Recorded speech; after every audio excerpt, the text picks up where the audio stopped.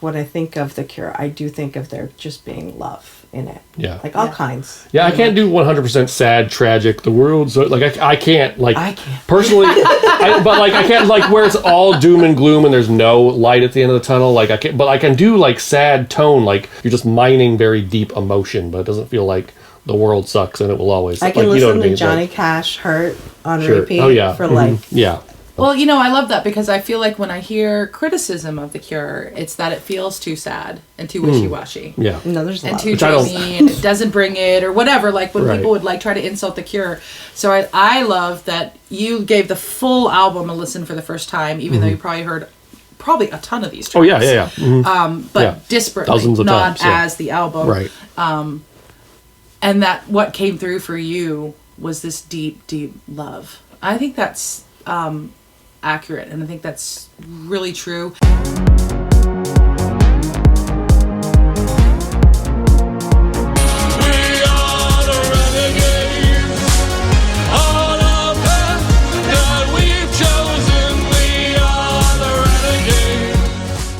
Hello and welcome to Renegades of the Podcast, a monthly podcast for all the aliens hosted by us, Unheard, Sirens Incorporated. I am Remy.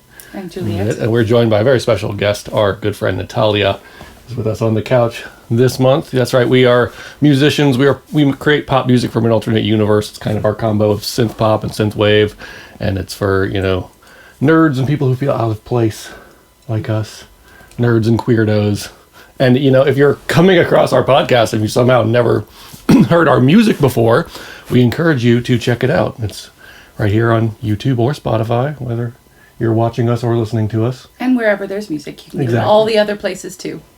It's not about either or, it's about something more. Transcend this plane, release the pain, leave duality behind. Transcend this plane, release the pain, release the pain, and shine.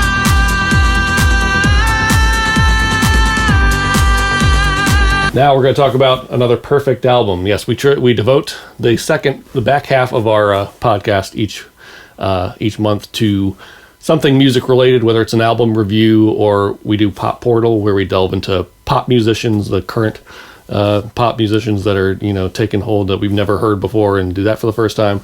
And we also do perfect albums, where we discuss albums we think are 10 out of 10, no skips, the entire track list. Like it's just all killer, no filler, and they are usually albums that have kind of informed us and informed the way we create music, or really encapsulated something really special. And this one's a good one, and it's one from one of your choices.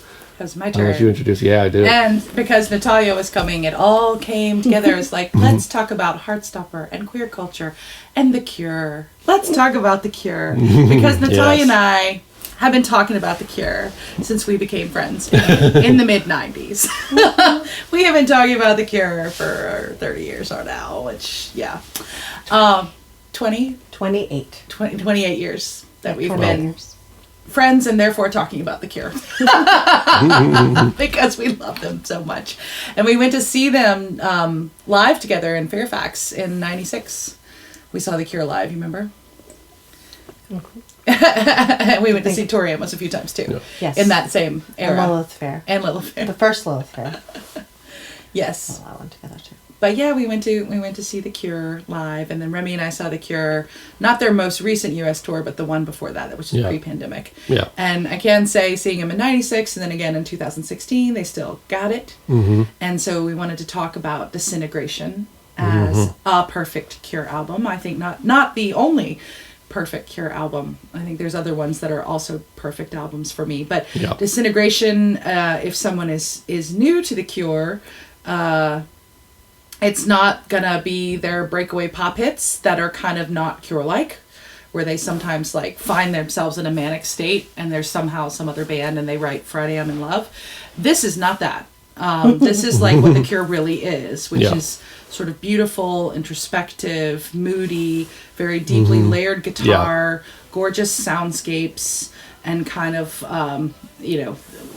if we didn't have The Cure, I think we would never have gotten the label emo in this world. They kind of progenitus of everything one that ever became. I definitely get that vibe before there listening was to it, that for sure. word for any of it. There was Robert Smith in his feels. He was having all the feels and the crazy hair. You know, growing up a kind of misfit Brit he was coming of age in the early 80s, writing tons of beautiful music from the 80s into the 90s to today. Poor Robert Smith for all the emo For hair. all the emo hair. And the guy liner, I mean, he was really... I hear you there. There's a lot of really not great emo music out there, but No, the one the thing... hair. Sure, the emo hair. Just Okay, The hair. I'm not okay. even talking about the music. I'm just talking about the hair. Fair Also, enough, a fair little enough. bit the hair. I know. Yes. It's true. It It's all- I don't know. The comes- emo hair is a little more neater. Like Robert just like he wants it just to go crazy. Not every album as does he have the possible. exact same hair. No. And But, now he like- kind of looks like somebody sort of heavy-set mom these days. Yeah, he looks like he looks like your mom doing Robert Smith cosplay. Yeah. It's a little odd that he hasn't changed his look up much from where he arrived Right. by about the Wish timeline. But I think when he was younger, it was a little more experimental and it changed. It wasn't just one hairstyle for his entire career. It's just kind of more one hairstyle for most of the latter part of his career. But I think earlier on he was experimenting. But I think it's more the music. But it's just very foundational music, and it's had a big influence on my life and my creativity. But Natalia has listened to the whole album. The most recently, I've listened to it countless times, but not this week. So tell us your take on Disintegration and why it might be a perfect album. I think what's funny is I think this is one of the albums I got from Columbia House. Yeah. Like, Wow. yeah, it is. I think so. I It remember was that. one of It's the back in ones the day. where, you know, they ask you I to remember. choose 10 album CDs. Yeah. It wasn't a cassette tape when I did it. It was when they just came out with the CD, trying to rake you in to then just pay them money forever, $20 a month. And it was one of the ones I think I chose. I chose that one. I chose Pearl Jam's 10. Yeah. 9 Inch Nails. These are the three I remember that I Pretty chose. Hate Machine, which would be my other perfect album I would do with this same episode. So I do remember listening to it. It's really mellow. It's really smooth. I find it really comforting. Yeah. It's definitely, and I don't mean this in a pejorative way, it's music I would fall asleep to. It's music that I might have on the background when I'm writing. Yeah. Because you can listen to it very intently. And of course, Cure lyrics are always going to have tons and tons of layers. But it's also something that I find really soothing and healing in a lot of ways. Mm-hmm.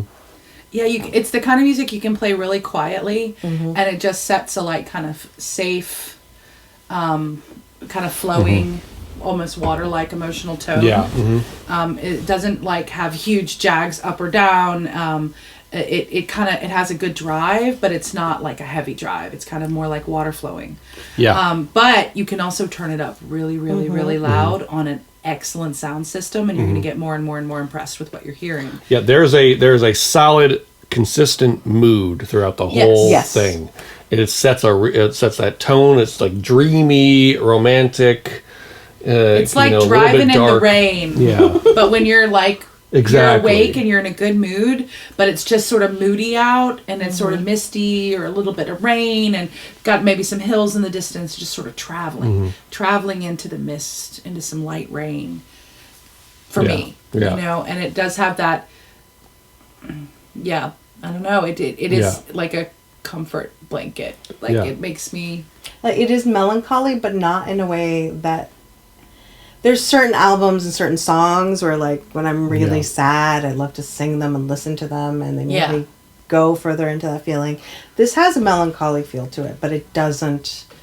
It's not pulling you under. It's not depressing. It's not depressing. Yeah, right.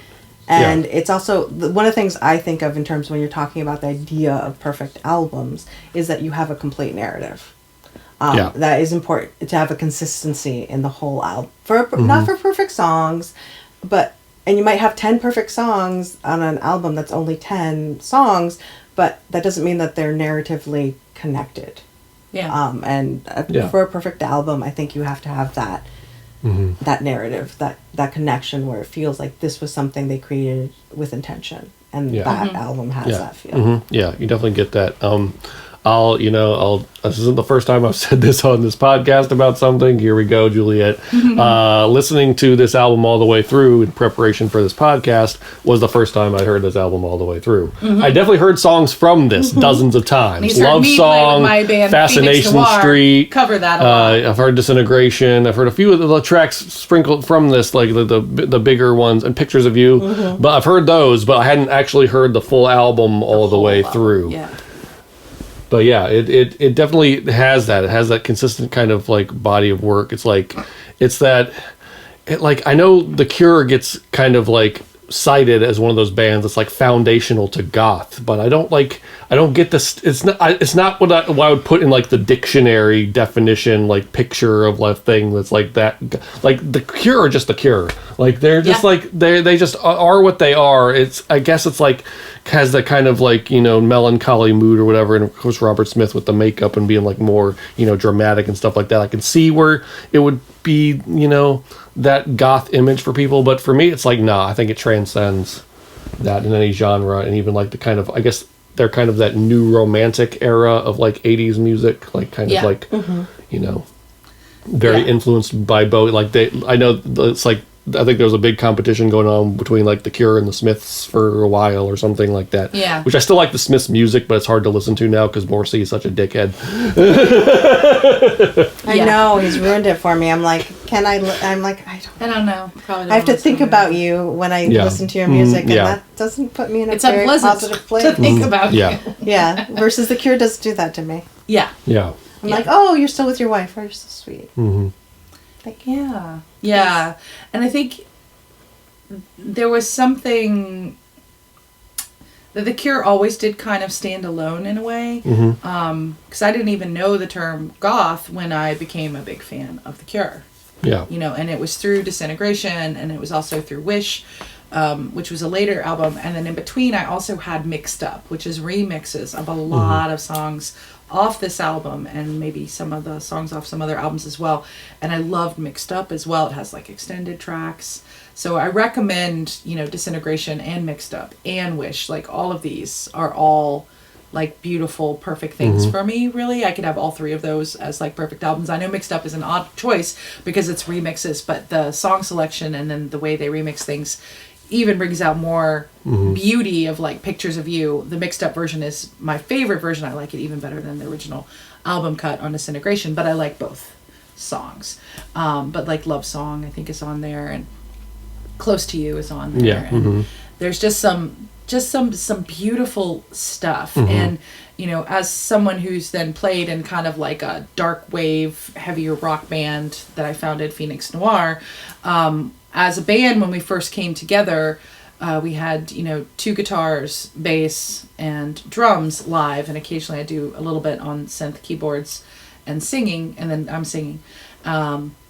We all sort of pooled our influences, and the bands we had the most in common were Portishead, The Cure, and Depeche Mode, and so those were big influences on Phoenix Noir that we were very cognizant of. And so we intentionally talked about all of our favorite albums and all of our favorite tracks, and always covered usually 2 out of 3 in any given show. We would do a Cure song, a Depeche Mode song, and a Portishead song, just to keep paying homage to these bands that were so formative to our aesthetic, and having big emotions and trying to put them in your music. There's a way that The Cure was having very big emotions, and then putting them into music that's really subtle and kind of exquisite and layered, but as you're peeling it back, it's like big under there. And so I really have been on a like kind of reappointed love fest with The Cure ever since founding Phoenix Noir in 2008, because we had so many open conversations about influences as a band. And our first bass player, who was primarily a guitar player, Michael Wayne Gotti, as he likes to be known sometimes, or M, he loved them so much, and so he had always had this fantasy of like opening the show with Fascination Street, because you just get that in the dark, where you can't see, and then just having the instrumentalists start to walk on one by one, because you have 2.5 minutes before the vocals start. And I love that. I love just being able to be off stage and just let everything start to layer, and you get, all the pieces start coming in, and it's getting heavier and it's getting bigger. And finally there's some vocals, and they're great too, but it's like also all the music. The music is so beautiful. Yeah, the album like takes its time. Like obviously, like Robert Smith is like the face. I feel like he's one of those vocalists. Like you can't have The Cure without Robert Smith. Like you can't have Queen without Freddie Mercury. Sorry, dude, who's currently been fronting Queen for however many years. You'll never be Freddie Mercury. But like he's one of those like things. But like at the same time, the album takes its time, and there's times where it's just creating the dreamy mood before his vocals and his lyrics even come in. But it's still like so foundational to it. But at the same time, it's like the bass lines are sick, and like that dreamy guitar tone. I don't know who else does that dreamy guitar tone that a little way. bit the edge, I think, in U2. And the layering guitars thing, there's a little bit in U2, but they just had a little bit more edginess and a little more punk background, and kind of just like their Irish pissed offness. Like they were just different. Like U2 was always a little, and then they got mega pop. So their roots were different, and then where they went with their creativity was different. The Cure has always kind of just stayed in this like sort of juicy. It's like a Wiccan brew potion of like goodness. They're just like still with their cauldron after all these years, just like pulling it together, and it's just gorgeous. And sometimes playful and silly, like a track like Love Cats. This is one of my favorites. So it's like Always will be. Love Cats. So if you don't know Love Cats, please also check out that because track. that's a wonderful, wonderful song, and I don't think any other song wonderfully pretty. Yeah, it's like the happiest, sweetest thing you've ever seen.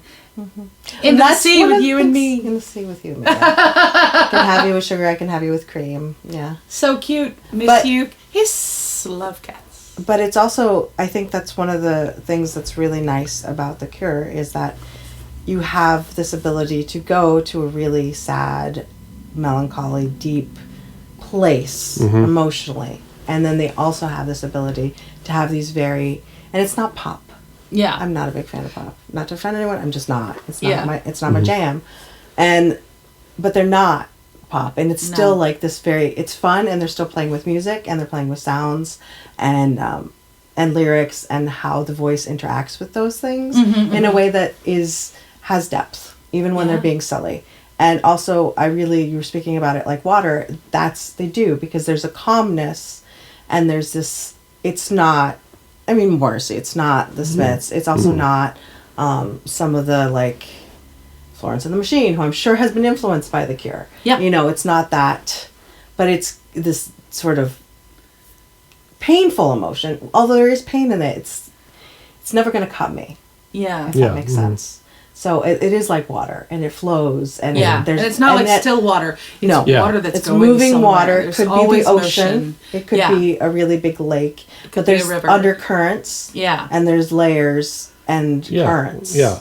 Yeah. Like there's the melancholy thing, and there's like there's deep emotions, but mainly what I feel anyway, listening to the album, like is just like it's like deep love. It's like deep like indescribable like love. I don't know who even like writes songs like that anymore. Like, did anybody? No, or maybe hasn't since. Like, yeah. So, did you have a favorite track listening to? Fascination Street, I think, sticks out to me. Yeah, it's but like, but also it's just so good. Like, not even beyond just you covering it a lot and doing a killer job at it. By the way, it's just it's stuck out to me just hearing the whole album all the way through. Of like, But again, it's just the whole mood just goes all the way through it. It all feels very cohesive. Like these songs all belong together. Even like Love Song, I think, isn't as like, at least texturally, like the track isn't as like dreamy as some of the other ones. It still feels like it belongs there. It doesn't stick out like a sore thumb. So, yeah. Yeah, and it's really hard for me to pick a favorite track from this album. I think it's just this album is my favorite. Also, the album. You know, I love all also, of the it. album cover is great. Oh, yeah, like the that. album- That image of Yeah. Robert Smith is like Beautiful album yeah. It's cover. like It looks like he yeah. is peering in through Yeah. the water at Yeah. you. Yeah. If you're down below in Yeah, the water. Here uh-huh, comes yeah. Robert Smith. Maybe Swimming people up dream of that. from the subterranean Actually, it's depths. funny. Like I think the first time I ever even like heard of The Cure or heard of this album was that one episode of South Park where Barbra Streisand attacks and Robert Smith comes in to save the day and like kicks the A beat down on Barbra Streisand? Yeah. Because she becomes this big like mecha Godzilla thing, and he like turns into like Mothra, like saves the city. It's like, yay, Robert Smith, you saved us! And as he's like going off into the distance, into the sunset, Kyle shouts at him, "Disintegration is the best album ever!" That is hilarious. I didn't know that happened. Yeah. That is so perfect. That is so lovely. They must be such big fans. Oh yeah. Baxter and Trey Obviously. Parker, I think, are like huge Cure fans. Yeah, obviously. Oh my God. That's hilarious. That's adorable. I do. Yeah. I have seen that episode, by the way. That is don't early. heard of that That is episode. season. That is No. early season No, one. because I South don't Park. watch Yeah. a ton of because South Park. Yeah, Yeah, it's yeah. got a little much. There's like the poop, and then there's the rest of it, which is great. There's but then poop there's the and poop, the rest of it. and then I'm like, I can't handle the poop. Yeah. So there we go. Yeah, I'm not Fair a enough. big fan They of do really, excrement they humor. do really good satire. They do. They do really good satire. Really, It gets really- like it's a bit too cynical for me now. Like I can't like watch it now. You I'm know just like, why? Nah. I know. Yeah. It's like, I mean, the world. Here you go. I know Yeah. why. but yeah. No, that is. I have seen that episode. It is hilarious.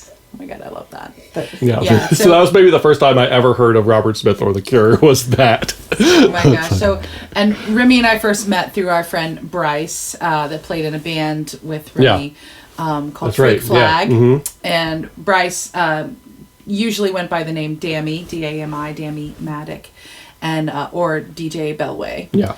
And Bryce and I, like Natalia and I, had deep, deep love of The Cure and deeply love of music. Bryce was such a person who loved music, and he passed away a number of years ago now.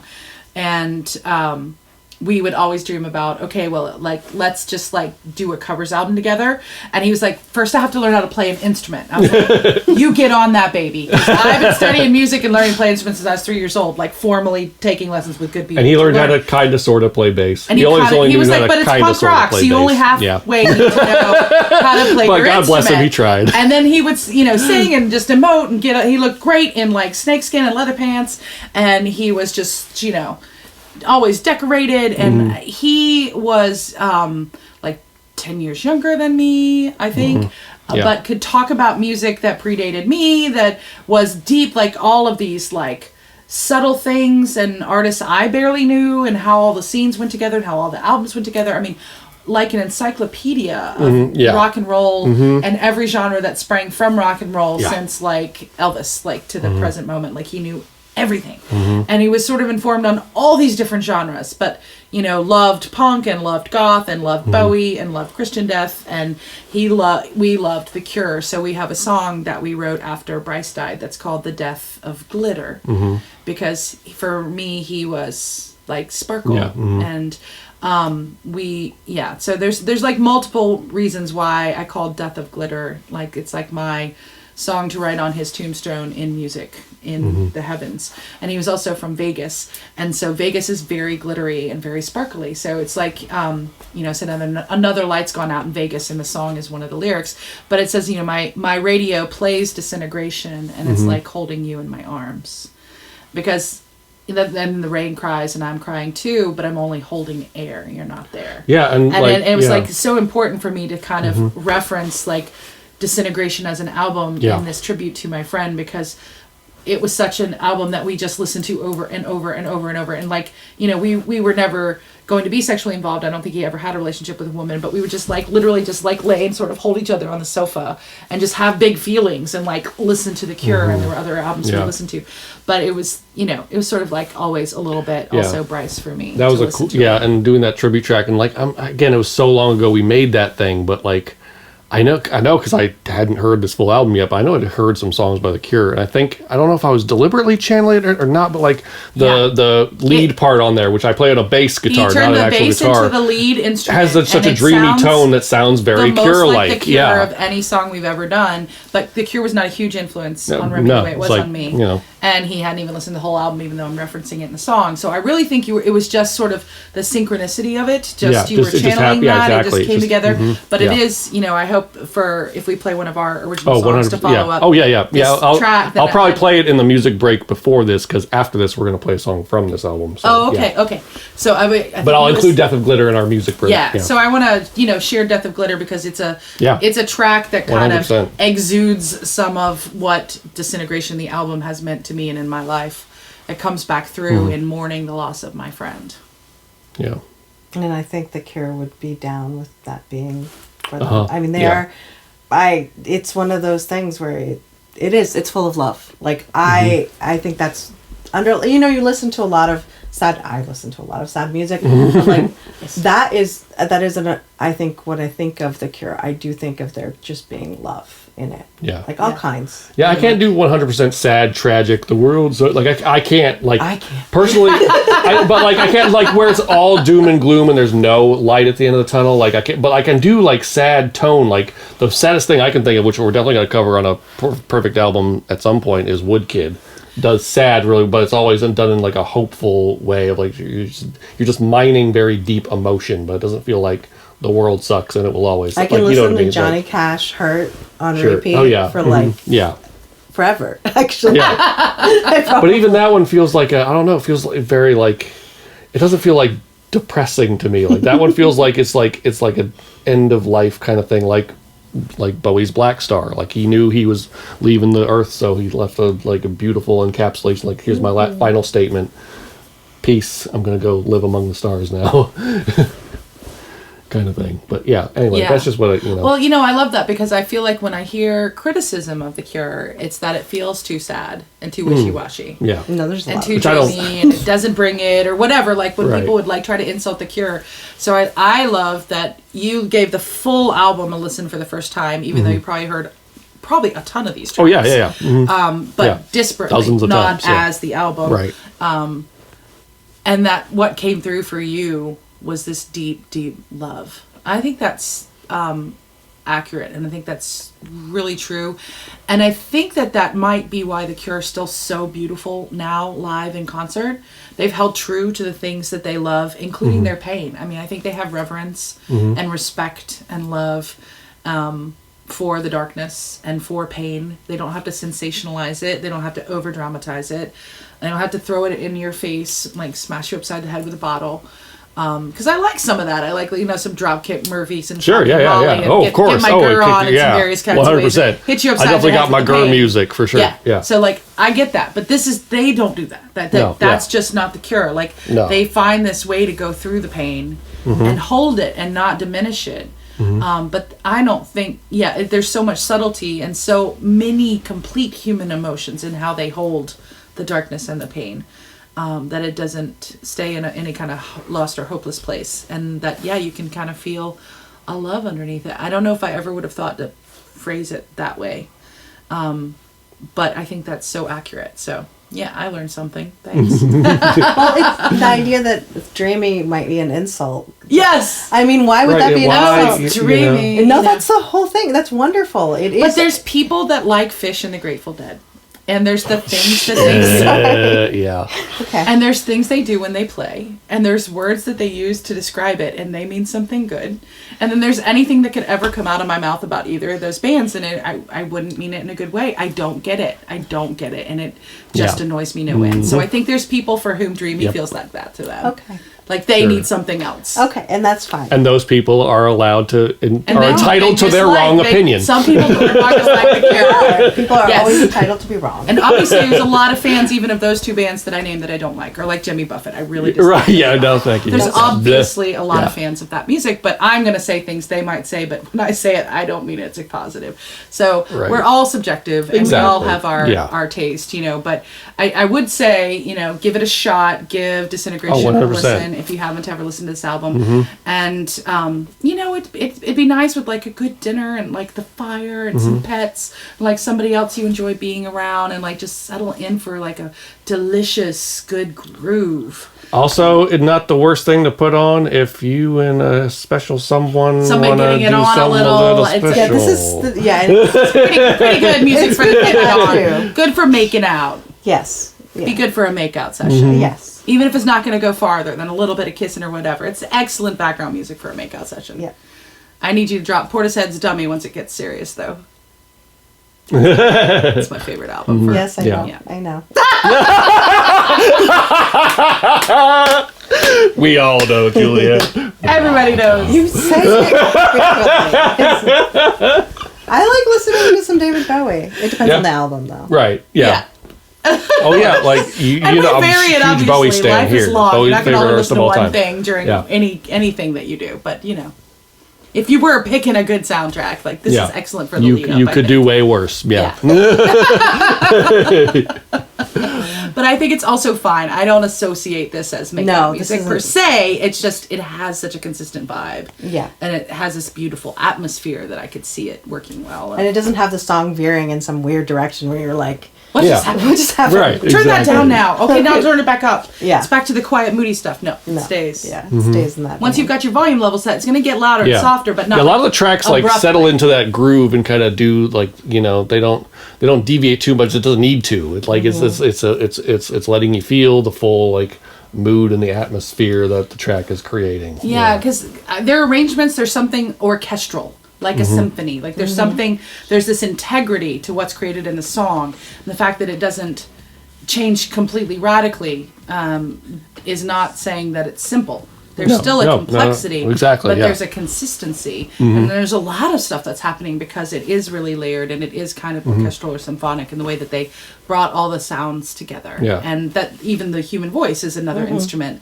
as you were saying, which, you know, and Yeah. I love that. I love, you know, performers that are playing with, with every instrument equally as like, what might this do and how could it do something different? And maybe the voice is more an instrument here than it is something communicating speech.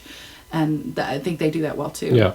And now I'm thinking about it, like the whole like expressing a deep love thing. It makes all the sense in the world that James O'Barr was influenced by The Cure so much when writing The Crow, and why that they had to be on the soundtrack. No, they wrote that. They wrote Burn for The Crow for James That's what I'm saying. Yeah. He reached out to them, was like, they're making it into it makes movie, too please much sense make a considering song. what that story is about and the, you know, the deep love. And you that think is about Eric surrounding Draven as a characters, musician, obviously, yeah. The Cure would have been a huge influence Yeah. on him. Yeah. And that soundtrack is also very good. That's what I'm saying. It We makes have sense. a whole episode. We have a whole episode about The talking Crow. That's right. Crow You can and go watch. the soundtrack. Well, I'm going to link of it The right Crow. there. There you Boom, go. boom, boom. So Yay. please feel Tie-ins. free to go back Yeah. and check out our Crow episode because it's awesome. And yeah, The Cure is definitely very influential. So yeah, good call there. Yeah. It makes sense. Anyway, so any other thoughts about this album that we haven't touched on yet, or Not that I can think of. No.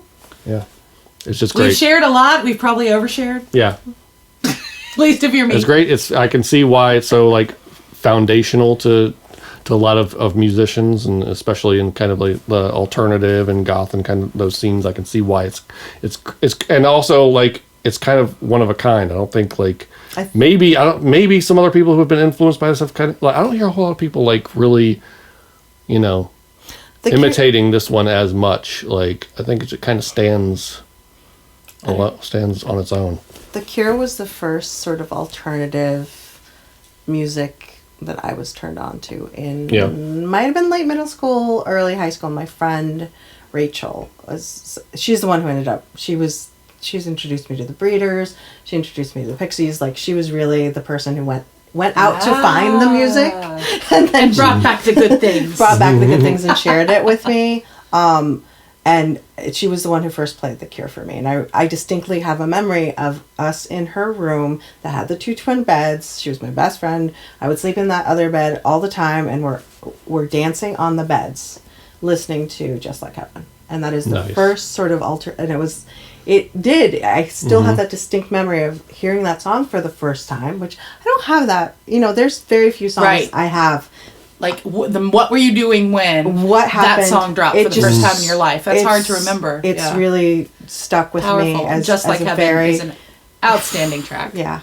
And it's beautiful and perfect and so perfect. Always, so for me that sort of is what opened my eyes, because my mom's Colombian. She doesn't listen to any American music really, and so whatever I found was because of my friends, and wasn't stuff that my mom played the Beatles in the house once in a while, which is fine. I don't have a problem with that. I like the Beatles, but all the music I discovered was because of friends. It wasn't anything that was gonna be, and like I knew I didn't like pop, like New Kids on the Block, no. And that was big when I was in middle school, and all these people were into it, and I was like, no. I'm like, so Jimi Hendrix, okay, the Doors, I like the Doors. Right, This is good. Doors, Jimi Hendrix, Janis, I like you, but it's still a little, And then I discovered things like The Cure.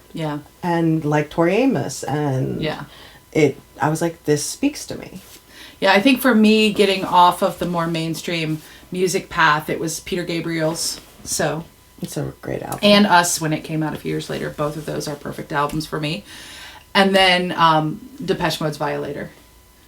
And that was on repeat. That saved me with all the bullying that I went through in middle school. I would just play Violator over and over and over and over in my room, and I think it's the only thing that kept me here on the planet. So thanks, guys, because I really wanted to die from how badly I was treated. And that music saved me. And then I found The Cure right after that. So I think it was like, Peter Gabriel, and then Depeche Mode, and then The Cure. And it was like, oh, okay. Yeah, and Nine Inch Nails' Pretty Hate Machine was soon after, and I could finally start to express my grr, which I needed to after all of that bullying. I listened to Little Earthquakes over and over and over again, and that was, for me in middle school, was a big thing, that like to feel someone expressing pain through music, and beautiful vocals and beautiful lyrics and piano and like and anger and like what it means to be a woman in this society, and what like that to me was just I don't know. It, like I said, it spoke to me. It made me feel. Yeah, I got a little bit addicted to the Cowboy Junkies during that era as well. It's a good one too. Yeah, and because Cowboy Junkies are kind of channeling like The Cure and Lou Reed really well, but the femme side, so it was like Cowboy Junkies, and then Tori Amos, and then Portishead, and it was like, yay, we finally have gender balance between these big influences. Because at first it's like all these very male-fronted, staffed bands, so it is important. I think you just feel different things to get more gender DC equity. Had that huge, you had Riot Girl. I read Riot Girl zines. I liked L7. I liked, that was the thing. I mean, I'm not as much into the punk as in music, although I appreciate it and I do like it. But like the fact that all existed and that was all nearby, and that was more music that my friend Rachel was into, that I did like quite a bit. But like I really like good pipes. Yeah. I mean that's and thoughtful lyrics. That for me in terms of I'm not as musically gifted as a lot of my friends have been for some reason. A ton of musician friends or people who are just so into music. I've shared all these things with me, but like I'm more of a poet. I'm more of a writer. Yeah. And so for me, having the pipes and then having these lyrics that speak to me, are what makes it more important for me. Yeah. But I did appreciate that I had all this Riot Girl, music and energy and vibe, and like I love Jagged Little Pill, I liked Liz Phair, like these women who were very angry, but it was a little bit more melodic. A little bit, not a ton more, but a little bit more for Alanis than Liz sort of down in the basement vocally, but I like it. I like it. It's just PJ Harvey too, like PJ Harvey, and that was another one I loved so much is PJ Harvey, and she's an amazing musician and an amazing and she can use writer. Her voice as an instrument. She's like Mike Patton from Faith No More with that voice as an instrument gift. She's amazing. Yeah. So I was happy I was lucky in some of my friends and some of the atmosphere, because I was in a place that was part of the counterculture. Right. Yeah. So I think that says everything. Yeah. Is it because it's the world, these things emerge from this bigger context. So I think with Heartstopper and with The Cure, we're very passionate about the context as well as the specific instance that we wanted to share with all of you guys. And my friend Whitney in high school, who I wasn't that close to, he was this tall black artist. He dressed like Robert Smith, and he didn't do the big hair, but he did all the eye makeup, and it was a little drippy, and he was so cute. Anyway, sorry. Aw, we had one guy in my high school that looked like Robert Smith, and people gave him a hard time, but I have big respect No, Whitney had a lot of friends. He was okay. Yeah. I hope he's still okay. For the fellow Bill at my school. If Whitney, for some who was reason, like you our come one across, Robert Smith. I had so much respect for you in high school, and I hope you're okay. Yeah. And Bill too, that went to my high school. That he was a year or 2 years ahead of me, but he was like the one Robert Smith person in my school, and I think very ahead of the curve socially for that, and probably had a pretty rough time as a result. Yeah. But it's worth it. We love our art. Sometimes we We suffer do. a little Yeah. bit for our art. Indeed. So Agree with that. But yes, if you haven't, definitely check this album out.